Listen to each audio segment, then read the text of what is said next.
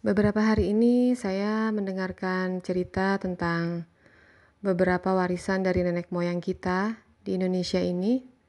Itu begitu banyak tumbuhan dan juga tanaman obat yang bisa kita manfaatkan dalam kehidupan kita.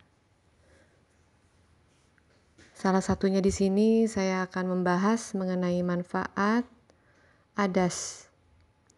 Adas atau nama kata lainnya adalah adasa, hades, adas pedas. Itu atau juga ada yang bilang adeh manih, walawungu, popas, denggu-denggu, atau fenkel. Tanaman adas ini tumbuh liar di hutan-hutan. Banyak juga yang ditanam orang-orang di kebun-kebun. Tumbuhan berumpun dan juga bergetah. Tingginya bisa sampai 1,80 meter. Daunnya berbentuk jarum, bunganya majemuk, berbentuk payung, warnanya kuning. Tumbuhan ini buahnya mengandung minyak terbang atau anetol, pinen, felandren, dipenten, vencon, metilchafikol, anisaldehida, asam anisat, kamfen, dan minyak lemak. Tanaman adas ini itu bisa untuk mengobati perut sakit, untuk batuk, sariawan, batuk rejan, susah tidur, tidak teratur datang bulan. Kemudian untuk bijinya dari adas ini bisa digunakan untuk asma, masuk angin, perut kembung. Untuk perut kembung biasanya minyaknya dan dimasukkan dalam ramuan. Kemudian ada juga yang dinamakan dengan tumbuhan akar gamat atau akar kelempinang, apenglas, unja-unja atau onja-onja, itu biasanya nama lainnya banyak. Ada jojo, seluru, sesuru, caunan, gumali. Ini tumbuh liar di hutan dan di ladang-ladang di daerah pegunungan, dan tergolong tumbuhan yang menjalar dan panjangnya bisa sampai 5 meter. Daunnya berbentuk jantung, batangnya sangat konyak, baik benar kalau dipergunakan untuk tali.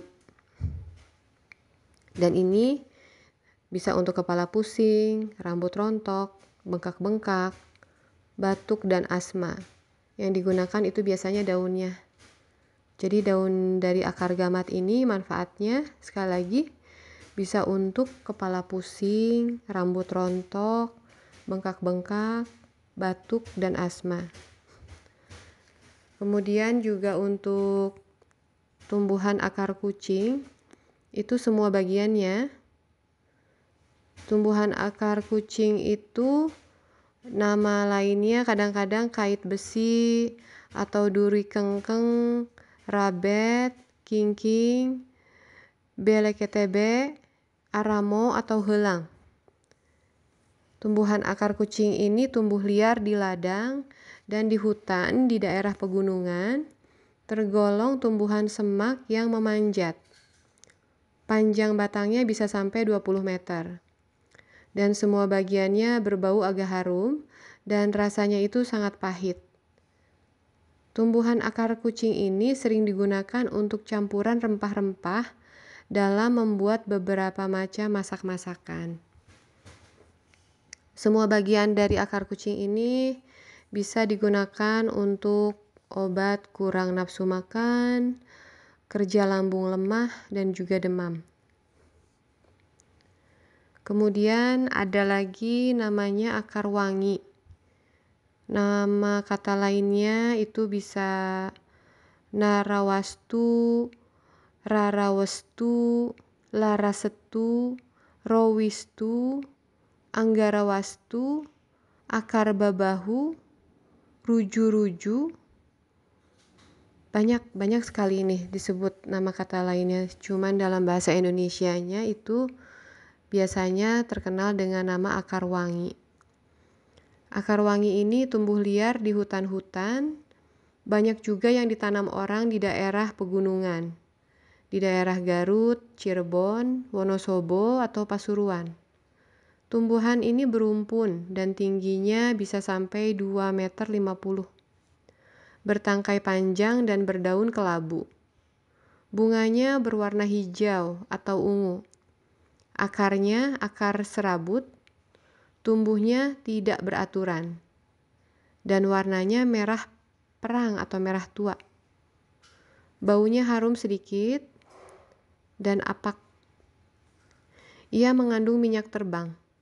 Dari akar wangi ini banyak dibuat orang untuk dijadikan kelut atau sapu untuk membersihkan tempat tidur.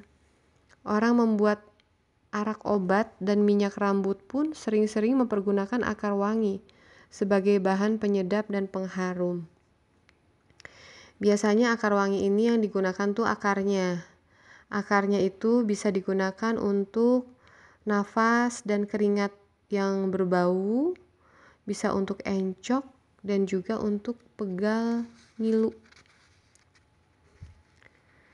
Nah, kemudian juga ada lagi tanaman alang-alang. Tanaman alang-alang itu nama lainnya itu ilalang atau lalang atau halang atau ngaingo, reya, iye, banyak banget itu nama lainnya.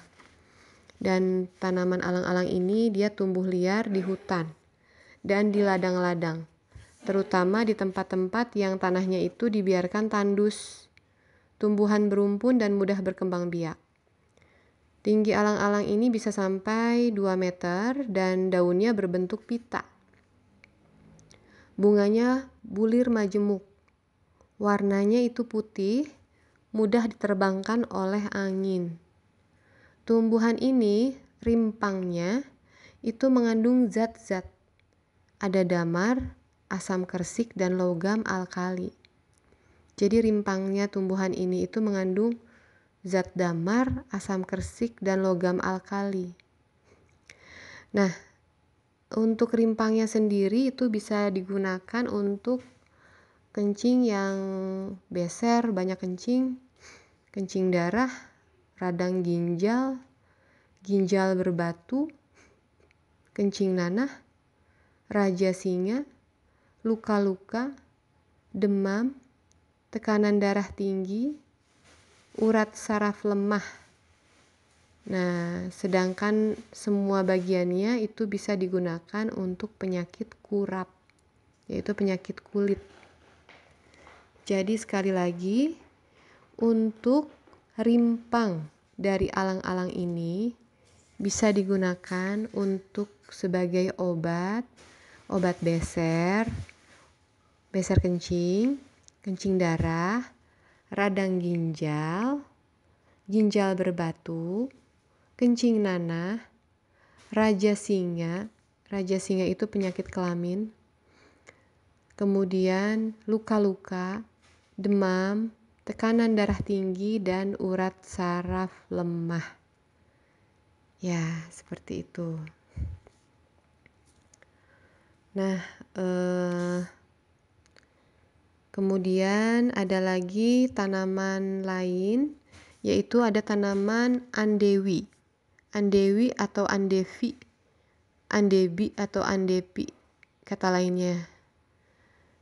Nah, di sini banyak ditanam orang di kebun atau di ladang yang tanahnya gembur, lalu cukup mendapat sinar matahari. Tanaman yang diperlukan untuk keperluan sayur mayur dan tingginya bisa mencapai 1,5 meter. Daunnya tunggal berbentuk bulat telur dengan lekuk pada bagian atas. Dan ini banyak dibuat untuk sayur asinan. Bunganya warna biru muda, tumbuh pada ketiak daun, dan buahnya berbentuk limas terbalik. Tumbuhan ini daunnya mengandung zat protein, kalsium, besi, vitamin A, B, dan C. Untuk daun, semua bagiannya dari tanaman andewi ini bisa untuk mengobati ambei, kencing kurang lancar. Nah, sekian dulu membahas tanaman obat, manfaatnya dari saya. Nanti tunggu penjelasan selanjutnya di video saya yang lain. Jangan lupa subscribe dan like ya. Terima kasih.